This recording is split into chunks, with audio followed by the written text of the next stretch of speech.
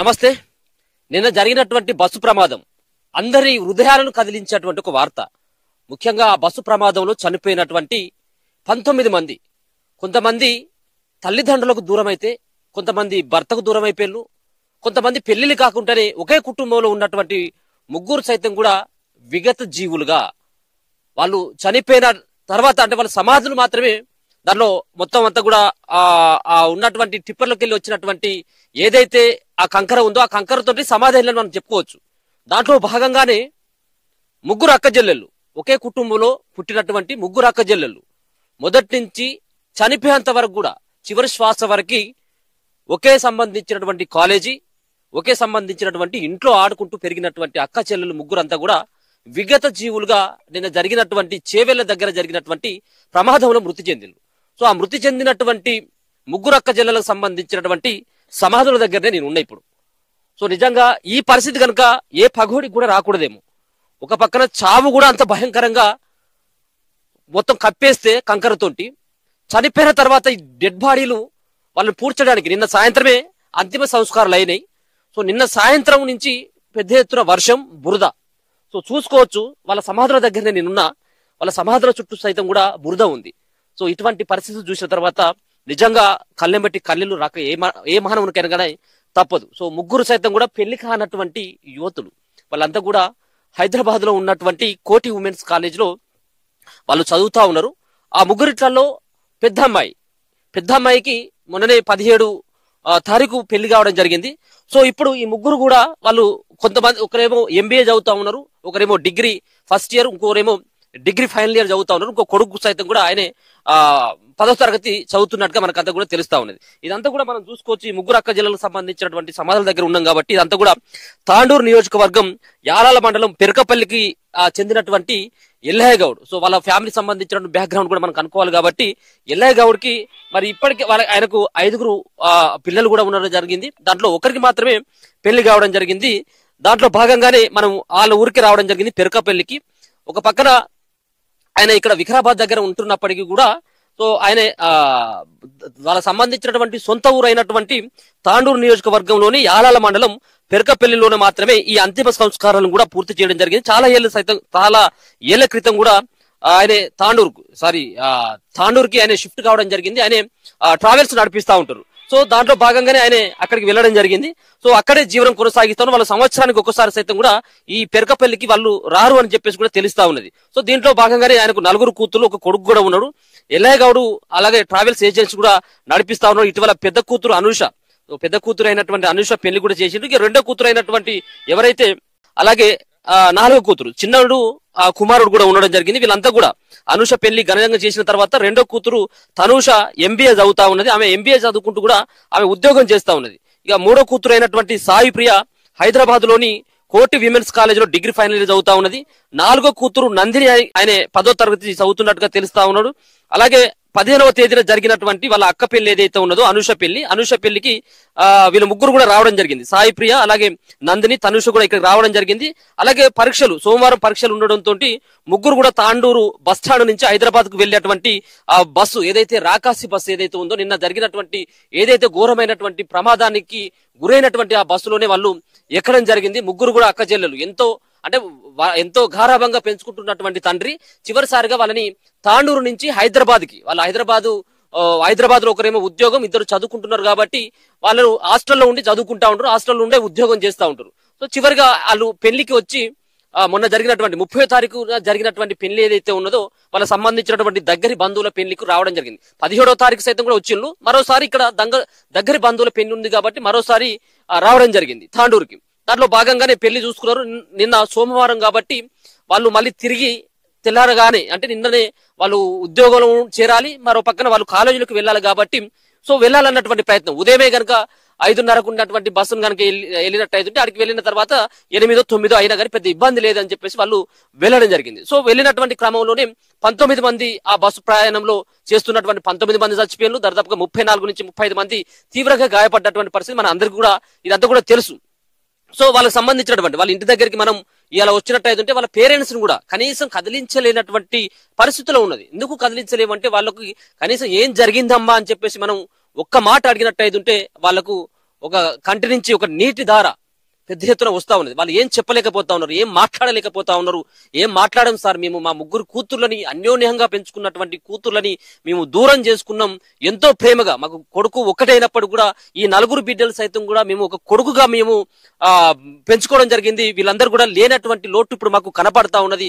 ఆడుతూ పాడుతూ ఉండాల్సినటువంటి మా కుటుంబంలో ఇటువంటి విషాద ఛాయ ఎప్పుడు కూడా వస్తుందని చెప్పేసి మేము అనుకోలేదు. ఈ కష్టం పగోడికి అస్సలు కూడా రాకూడదు అని మేము కోరుకుంటున్నామని చెప్పేసి కూడా వాళ్ళు మాట్లాడుతూ చిన్న చిన్న మాటలు మాట్లాడుతూ ఏడుస్తా ఉన్నారు.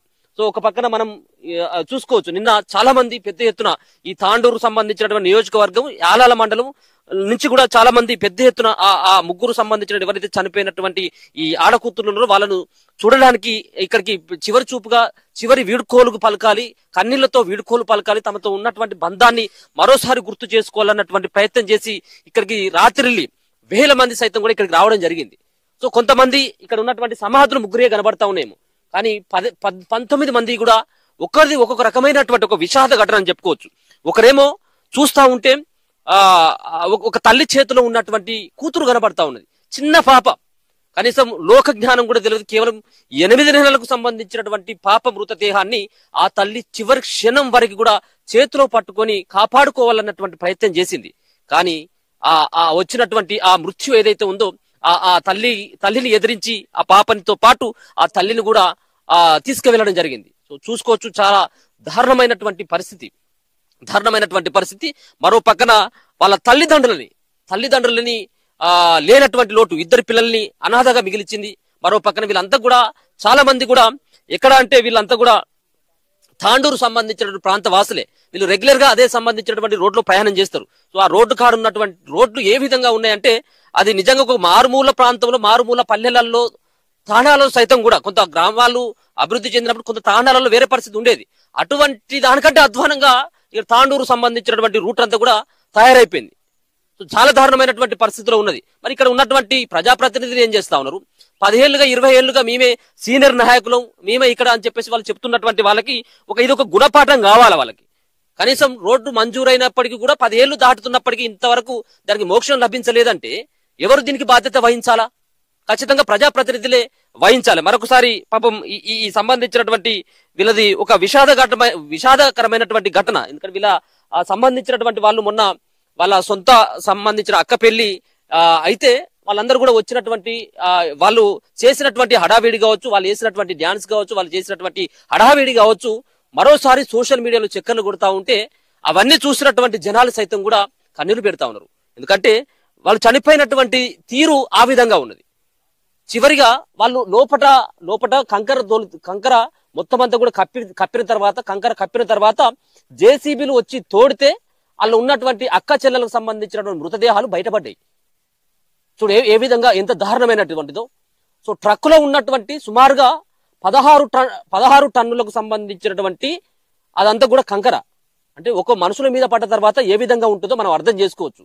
చాలా మంది పీకల వరకు కూరుకుపోయినటువంటి, కేవలం పైకి ఒక తల మాత్రమే కనపడ్డటువంటి వాళ్ళంతా కూడా ప్రాణాలను గుప్పిట్లో పెట్టుకొని పోలీసుల సహాయం కోసం ఆర్ధనాదాలు కావచ్చు, జేసీబీలు వచ్చేంత వరకు కూడా మా ప్రాణాలు రక్షించాలని చెప్పేసి కూడా వాళ్ళు సైగ చేసేటువంటి స్థితిలో కాదు, కేవలం నోటితోటి అరుచుకుంటూ వాళ్ళ గొంతులంతా కూడా పోయేలా అరుచుకుంటూ వాళ్ళు చేసినటువంటి ఒక ఆర్ధనాదాలంతా కూడా స్థానికులను కూడా ఒక పక్కన వాళ్ళందరినీ కూడా వాళ్ళు కూడుకపోయినటువంటి ఈ దశలో వాళ్ళు కనీసం బయటకు తీసుకొచ్చేటటువంటి ప్రయత్నం చేసినప్పటికీ కూడా పైనుంచి ఇంకా కంకర వస్తా ఉన్నది. ఇక వాళ్ళని చేసేటువంటిది ఇంకేం లేదు. ఇక సో జేసీబీలు వచ్చి పెద్ద ఎత్తున కూడా జేసీబీలు వచ్చి తోడిన తర్వాత మాత్రమే వాళ్ళందరూ కూడా ప్రాణాలని రక్షించుకోగలిగారు. ఒకసారి మరోసారి చూపెట్టేటువంటి ప్రయత్నం చేయి. దగ్గరగా అంటే వాళ్ళు అక్క చెల్లెళ్ళు ఏ విధంగానైతే ఇప్పటి చావు వరకు కలిసి ఉన్నారో, చావులో సైతం కూడా వాళ్ళు కలిసి ముగ్గురు ఏ విధంగానైతే ఆ చనిపోయినలో సేమ్ బాడీలు సైతం కూడా వాళ్ళకు సంబంధించినటువంటి డెడ్ బాడీలు సైతం కూడా ఒకరి పక్కన ఒకరి వాళ్ళందరినీ కూడా పేర్చినటువంటి ఈ స్థితి చూసినట్లయితే ఎవరికైనా కానీ మానవస్తున్నటువంటి వాళ్ళకి ఎవరికైనా కానీ కన్నీళ్లు వచ్చేటువంటి స్థితే ఉంటది. ఏ కుటుంబానికి కూడా ఇటువంటి కష్టం రాకూడదని చెప్పేసి మనం కూడా కోరుకుందాం. ఎందుకంటే 20 ఏళ్లుగా అల్లారు ముద్దుగా పోషించి వాళ్ళకి పెళ్లిళ్ళు చేద్దామన్నటువంటి టైంలో చిన్నప్పటి నుంచి 20 ఏళ్లుగా వాళ్ళే లోకం అని చెప్పేసి బ్రతికినటువంటి ఆ కుటుంబానికి ఈ శోకం ఎవరికి ఏ కుటుంబానికి కూడా ఈ శోకం ఉండకూడదు, ఇటువంటి పరిస్థితి రాకూడదు. సో చూడొచ్చు, చాలా దారుణమైనటువంటి సంఘటన. సో ఒక పక్కన మోకాల లోతు బురద అంతా కూడా, అంటే చివరి క్షణంలో వాళ్ళకి సంబంధించినటువంటి ఏదైతే దహన సంస్కారం, వాళ్ళు ఆడవాళ్ళు, రెండోది ఏంటంటే పెళ్లిళ్ళు కూడా కాలేదు కాబట్టి హిందూ సాంప్రదాయ ప్రకారం వాళ్ళను కాల్చలేరు.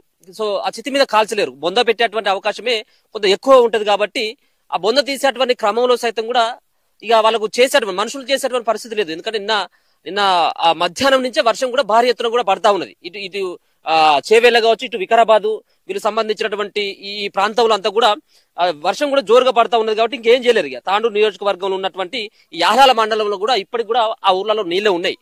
సో వాళ్ళకి సంబంధించినటువంటి ఎవరైతే ఎల్లయ్య గౌడ్ ఇప్పుడు చనిపోయినటువంటి వాళ్ళు ఎవరైతే ఉన్నారో ఆ సంబంధించినటువంటి వాళ్ళ ఇంటి దగ్గర కూడా పెద్ద ఎత్తున కూడా నీళ్లు కూడా నిలిచి ఉన్నాయి. ఏం చేసేటువంటి పరిస్థితి లేక మనకు వెనకాల కనబడతా ఉన్నది జేసీబీ. సో ఆ జేసీబీ తీసుకొని వచ్చి అక్కడ వాళ్ళకి సంబంధించినటువంటి అవి కూడా నిన్న ఈవినింగే ఏర్పాటు చేయడం జరిగింది. అయినా కానీ పెద్ద ఎత్తున ఉన్నటువంటి వర్షం ఇక తప్పదు. ఎందుకంటే నిన్న ఉదయమే వాళ్ళు 6:30 నుంచి 7 గంటల ప్రాంతంలో చనిపోయారు. ఇక వాళ్ళకి సంబంధించినటువంటి డెడ్ బాడీలు అప్పగించాలి కాబట్టి వాళ్ళ డెడ్ బాడీలు మధ్యాహ్నం తర్వాత అప్పగిస్తే నిన్న సాయంత్రం దర్దాపుగా 7:30 నుంచి 8 గంటల ప్రాంతంలో తీసుకొచ్చి దహన సంస్కారాలు చేసిండ్రు. సో ఇప్పటికి కూడా ఆ సంబంధించినటువంటి ఆ శ్మశాన్ ఇక్కడ ఉన్నటువంటి వాళ్ళ సొంత పొలంలోనే వాళ్ళని పూడ్చడం జరిగింది. ఇంకా బురదతోటే ఉంది అక్కడంతా కూడా. సో చాలా దారుణం నిజంగా కూడా. అది మనం చెప్పడానికి మనకు వీలు లేనటువంటి ఒక స్థితిలో ఉందని చెప్పుకోవచ్చు. వాళ్ళు మొదటి నుంచి కూడా చనిపోయినటువంటి విధానం కావచ్చు, చనిపోయిన తర్వాత తీసుకొచ్చి ఇక్కడ పూడ్చిన తర్వాత కావచ్చు. సో ఇటువంటి పరిస్థితి అయితే చాలా దారుణమైనటువంటి పరిస్థితి కనబడతా ఉంది. చూడవచ్చు ఈ బురదలోనే ఇంత పెద్ద పెద్ద బురద అంతా కూడా.